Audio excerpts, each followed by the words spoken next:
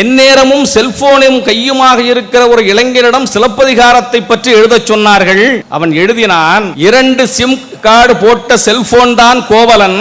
ஒரு நாள் கண்ணகியை விட்டு அவுட் கோயிங் ஆனவன் மாதவியிடம் இன்கமிங் ஆனான். மாதவியின் பேஸ்புக்கிலேயே மயங்கி கிடந்தான். மாதவியின் ரிங்டோனில் கிறங்கி கிடந்தான். மகிழ்ச்சியை எல்லாம் மாதவியிடமே ஷேர் செய்தான்.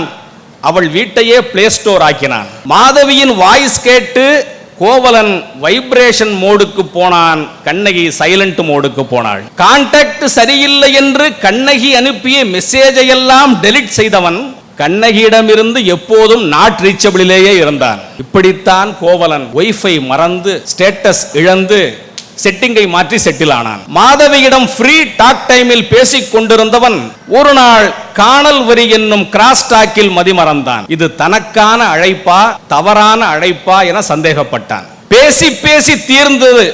மாதவியிடம் பேலன்ஸ் இல்லை என்று அறிந்ததும் பழுதான சிம் கார்டை கழற்றி எறிந்துவிட்டு மீண்டும் பழைய நெட்வொர்க்குக்கே திரும்பினான் கோவலன்.